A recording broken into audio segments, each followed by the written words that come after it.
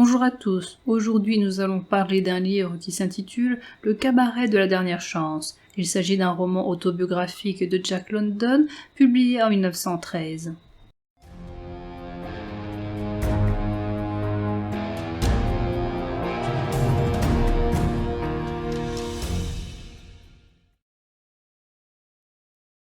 Jack London vient de voter pour une série de réformes dans l'État de la Californie.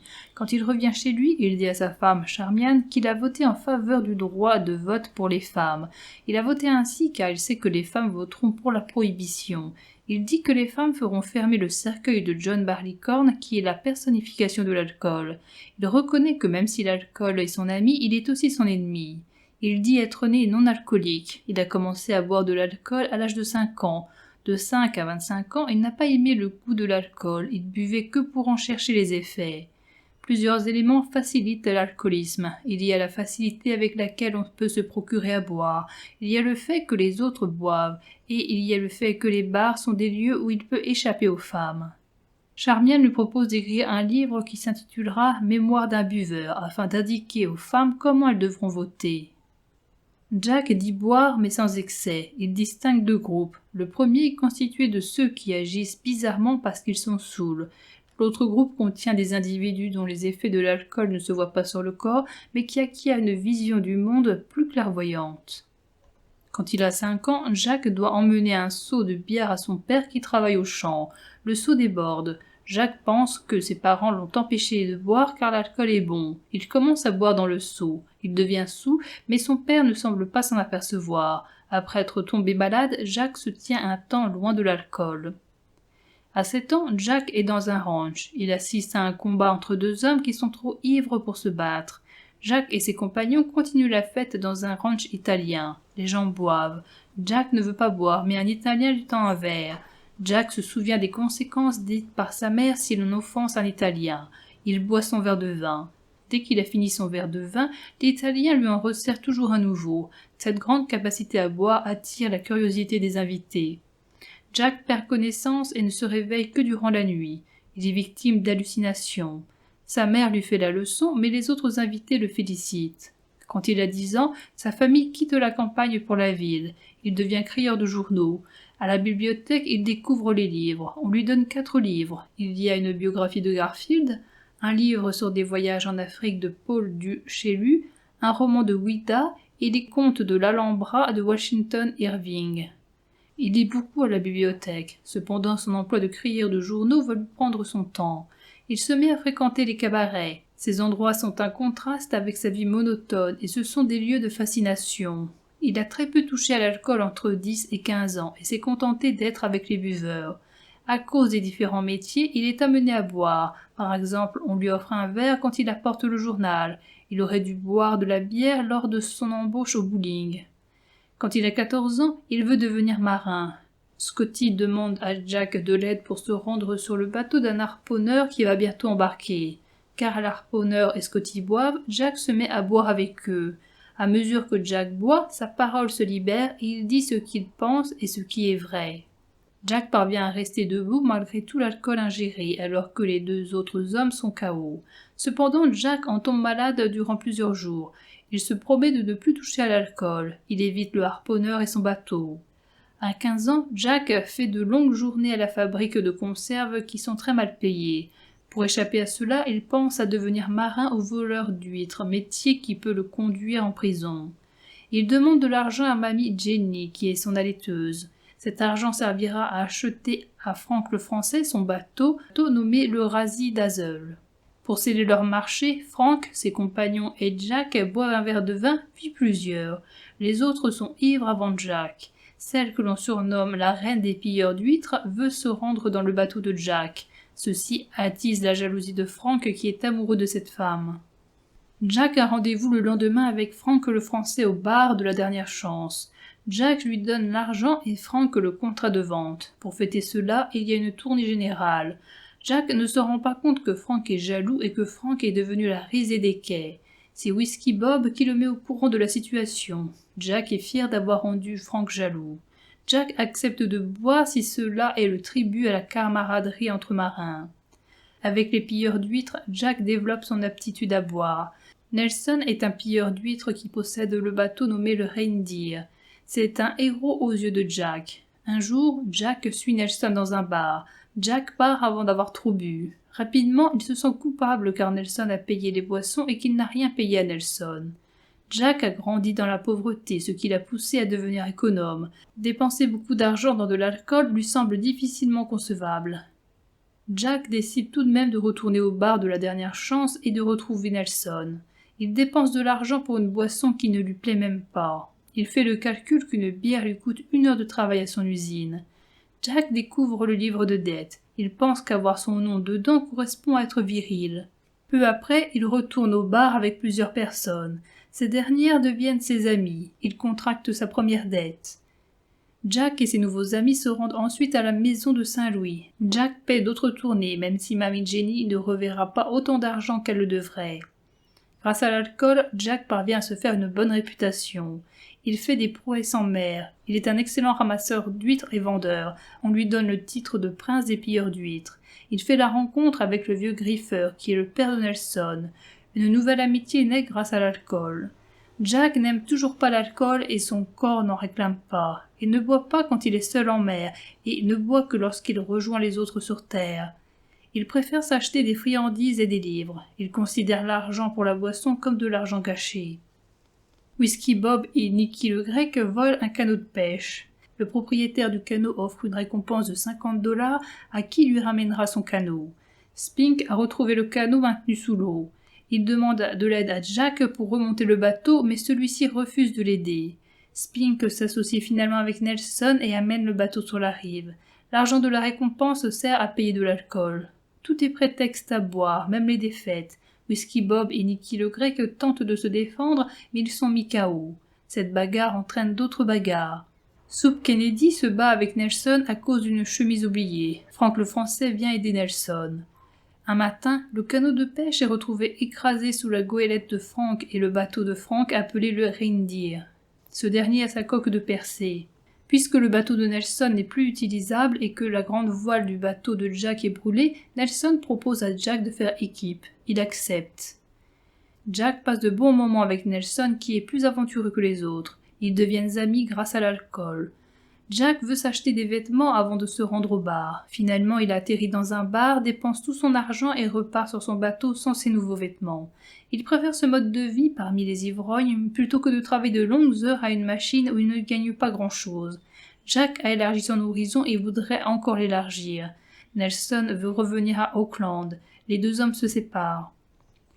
Jack s'installe à Benicia, sur le détroit de Carquinez. Il veut toujours pousser plus loin la recherche de quelque chose de nouveau. Un jour qu'il est saoul, il tombe dans l'eau. Il pense à se laisser aller car il croit avoir tout vécu. Mourir ainsi reviendrait à mourir en héros. Ce n'est que dégrisé qu'il se rend compte qu'il ne veut pas mourir. Il est finalement sauvé par un bateau. Jack quitte Benicia. Il fréquente encore les bars qui sont un lieu où il noue des relations et où il peut faire plusieurs choses telles que se réchauffer, être près de l'âtre ou se coiffer. Jack préfère les personnes qu'il fréquente dans les bars.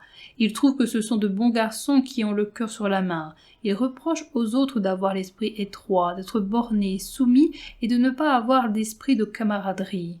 John Barleycorn s'en prend au groupe que Jack préfère.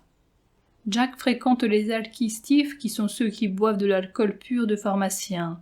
Jack revient à Auckland et il renoue avec Nelson. Il boit tous les jours. Jack cesse d'être curieux et de vouloir aller ailleurs où il pense qu'il va trouver la même chose qu'ici. Il commence à ressentir les manques de l'alcool. Parce qu'ils sont sans le sou, Jack et Nelson vont dans un bar. Nous sommes en période électorale et ils espèrent qu'un candidat leur paiera des boissons contre un vote. Joe Loy les met au courant d'une offre. En jouant les porte-flambeaux à la brigade des pompiers d'Hancock, ils pourront boire à l'œil. Car l'alcool promis tarde, Jack et ses compagnons le prennent de force. Jack boit rapidement de grandes quantités d'alcool. On les chasse du cabaret à l'heure vers laquelle le train va venir les chercher. Sous des apparences de gaieté, Jack est en train de lutter contre la mort. Il s'effondre et Nelson le porte jusqu'au train. Dans le wagon, Jack est très malade. Il casse une fenêtre car il a besoin d'air. Quelqu'un se bat avec lui, ce qui entraîne une bagarre généralisée dans le train. Il ne reprend connaissance que le lendemain soir. Jacques continue de boire, mais il ne veut plus boire une grande quantité de whisky. Il voit que l'alcool pousse certaines personnes au crime et les transforme en brutes. Pour éviter la mort que pourrait lui apporter l'alcool, il décide de partir en mer. Il veut partir sur un bateau pour la pêche aux phoques. Quelques jours après, à ses 17 ans, il s'engage sur le Sophie Sutherland.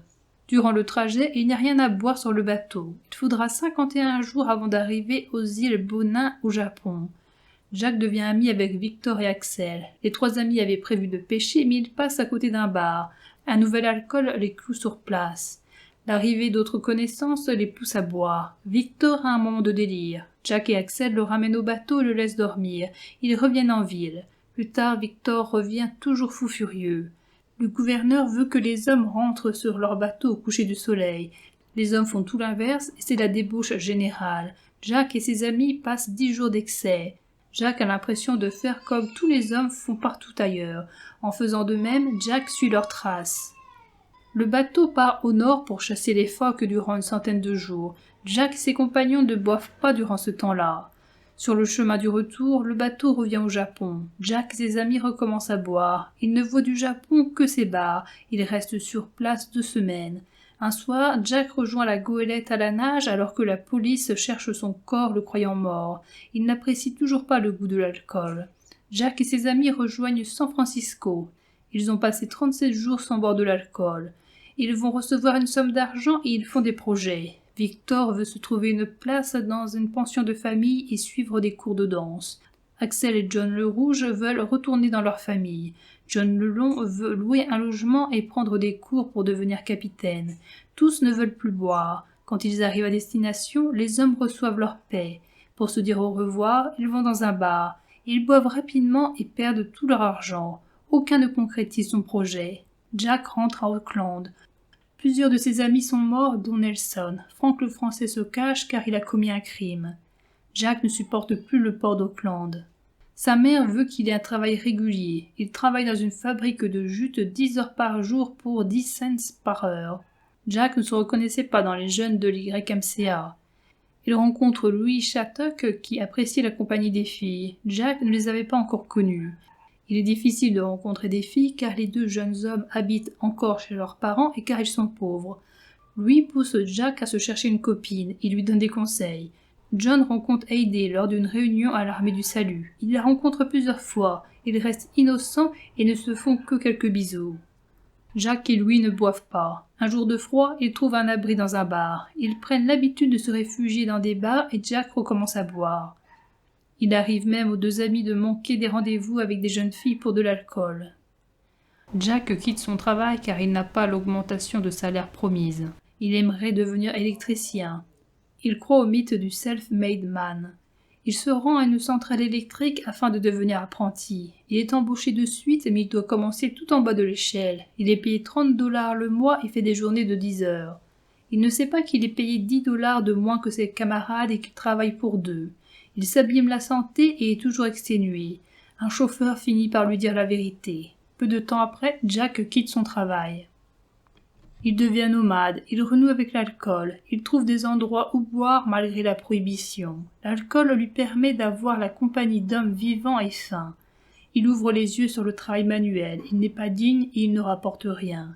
Il ne veut plus vendre sa force de travail mais son cerveau. Il revient en Californie et reprend l'école. Il suit des cours à l'école secondaire. Il devient concierge pour payer ses frais de scolarité. Jack se met à fréquenter la société Henry Clay. Il renonce à ses amis, aux filles et à la boisson. Jack a besoin de $10. Il les demande à Johnny Einhold, qui est le propriétaire du bar de la dernière chance. Il lui empruntera plusieurs fois de l'argent. Plus tard, elle consommera dans son bar. Les cours sont trop longs. Il lui faut 3 ans d'études avant de pouvoir étudier à l'université. Les cours sont également trop chers. Jack s'adresse à une boîte à bachot. Le directeur le vire de l'école car Jack va apprendre en 4 mois ce qui s'apprend en 2 ans dans une école lambda. Après avoir travaillé ses cours intensément durant quelques mois, Jack passe ses examens. En attendant ses résultats, il loue un bateau. En mer, il lui prend l'envie de boire pour la première fois. Il accoste sur une rive, revoit ses anciens amis et se remet à boire. Trop saoul pour rejoindre son navire, ses amis le remettent dans son bateau. Jack entre à l'université. Faute d'argent, il quitte l'université après le premier semestre. Il se met à écrire tout et n'importe quoi. Il tape à la machine à écrire. Il a bien du mal à dactylographier ses manuscrits car sa machine est capricieuse. Jack replonge dans la pauvreté. Il décide de se trouver un travail et de continuer sa carrière littéraire plus tard. Il travaille dans une blanchisserie d'une institution. Il gagne 30$ par mois et a la nourriture gratuite. Le travail est difficile. Il ne parvient plus à lire car il est trop fatigué pour lire un livre. Il ne boit pas bien qu'il pense à l'alcool.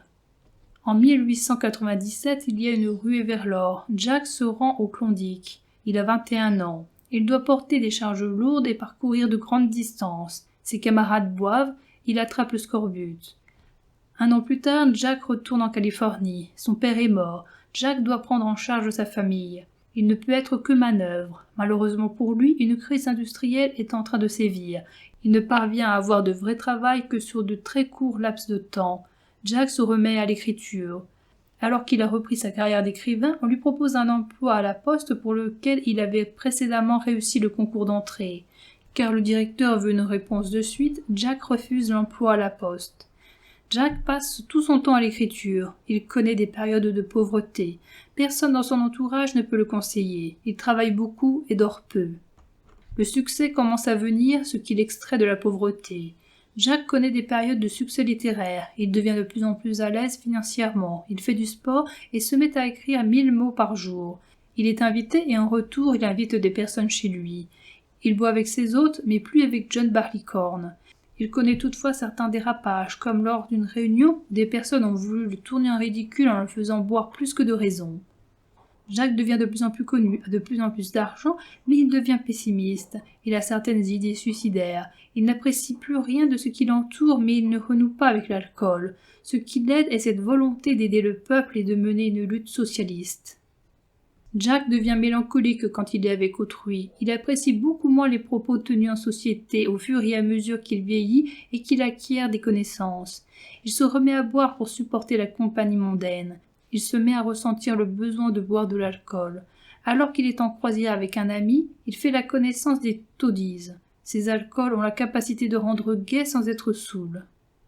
Jack quitte la ville et vit dans son ranch de la vallée de la Lune. Quand ses amis viennent chez lui, ils boivent ensemble de l'alcool. Jack commence à vouloir que ses amis viennent chez lui afin d'avoir une occasion de boire. Après une promenade à cheval, il boit plusieurs verres et se sent pleinement heureux. Il commence à boire alors qu'il n'a pas d'invité chez lui. Il se met à attendre l'heure à laquelle il s'autorise à boire de l'alcool. Il recherche la griserie et boit seul. Il a besoin de boire plus pour ressentir la gaieté. Il boit régulièrement et trouve des prétextes pour boire. Il ne boit qu'après avoir écrit ses 1000 mots journaliers. Il ne comprend pas lui-même pourquoi il boit, car il avait tout pour être heureux.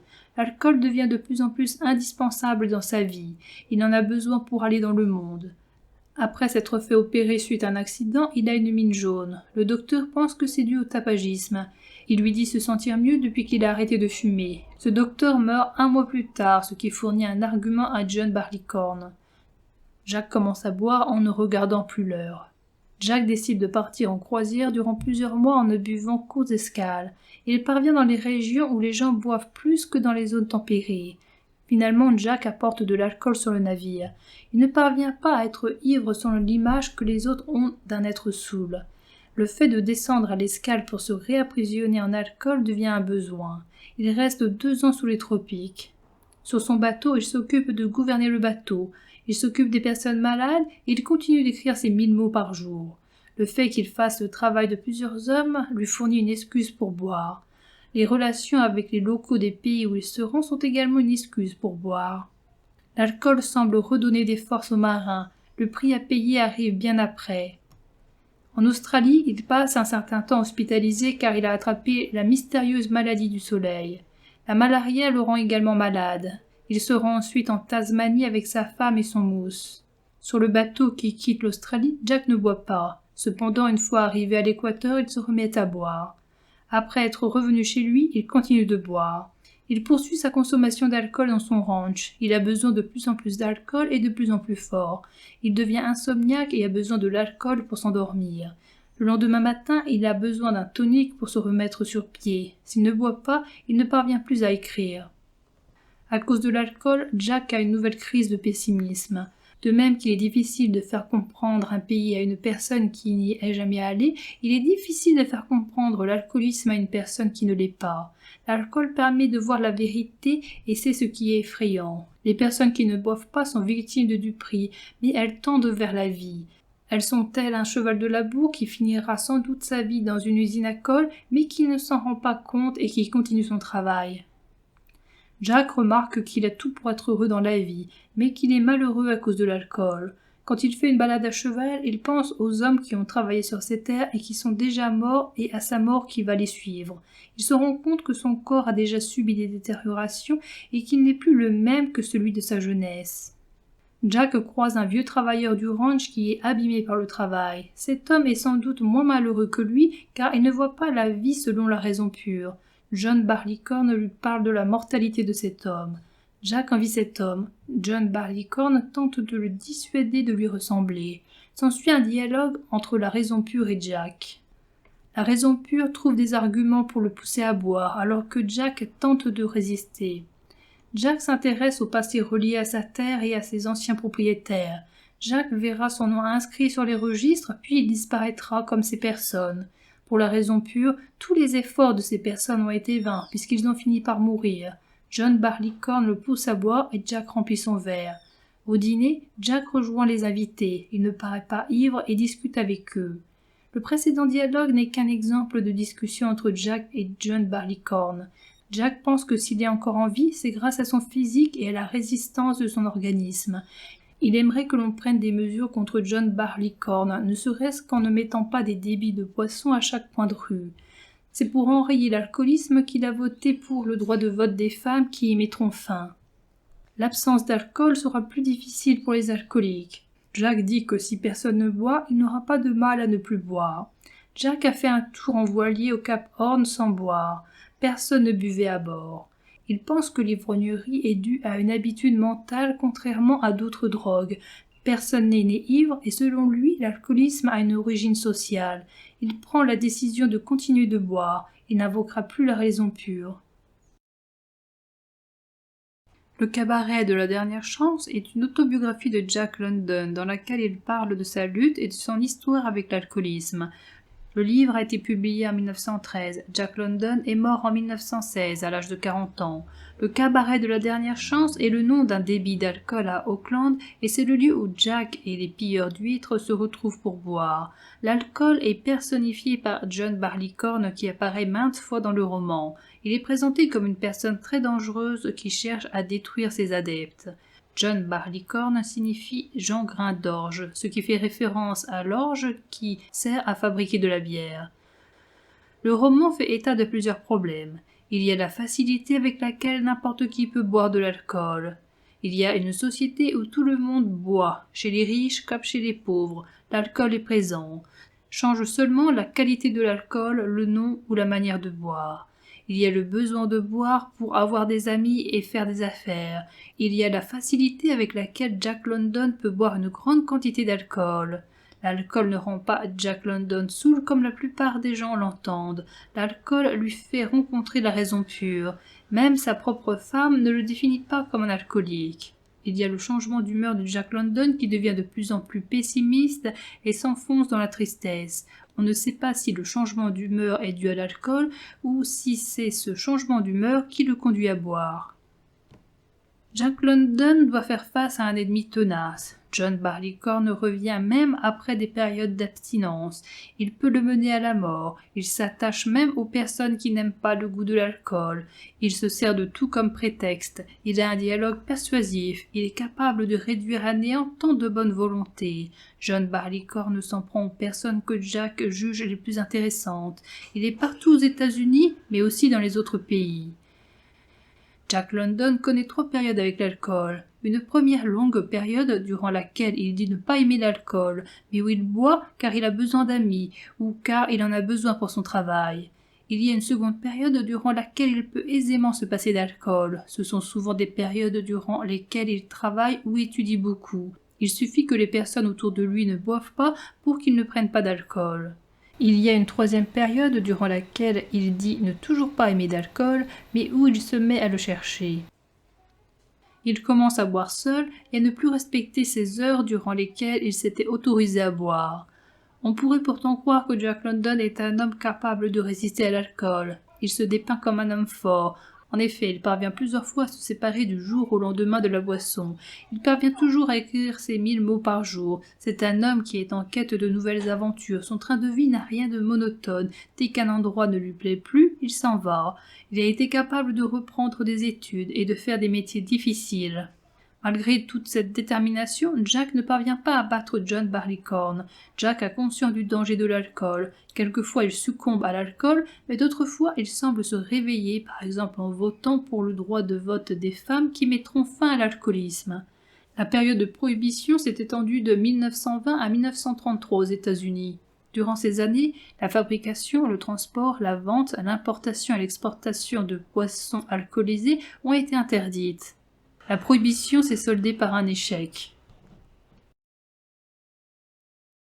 Le lundi matin, de bonne heure, nous nous retrouvâmes au rendez-vous pour conclure le marché chez Johnny Einhold à la Dernière Chance, un bar, naturellement, où les hommes traitaient leurs affaires. Je versai la somme convenue. Franck le Français me remit le contrat de vente et me régala. C'était évidemment l'usage en pareil cas, et il me paraissait logique. Le vendeur, après avoir touché son argent, en liquide une partie dans l'établissement où la transaction s'est faite. Mais, à ma grande surprise, Franck le Français offrit une tournée générale. Lui et moi, nous buvions ensemble. C'était tout naturel. Mais pourquoi Johnny Einhold, le propriétaire du bistrot qui trônait derrière son comptoir, était-il invité ? Je me rendis compte aussitôt qu'il réalisait un bénéfice sur la consommation même qu'il absorbait. Je pouvais, à la rigueur, admettre que l'araignée et Whisky Bob, en tant qu'amis et compagnons de bord, fussent de la fête, mais pourquoi diable les caboteurs Bill Kelley et Soup Kennedy ? Avec Pat, frère de la reine, cela faisait au total 8 personnes. Malgré l'heure matinale, tous commandèrent du whisky. Que pouvais-je faire parmi tant de gens importants qui tous buvaient la même chose ?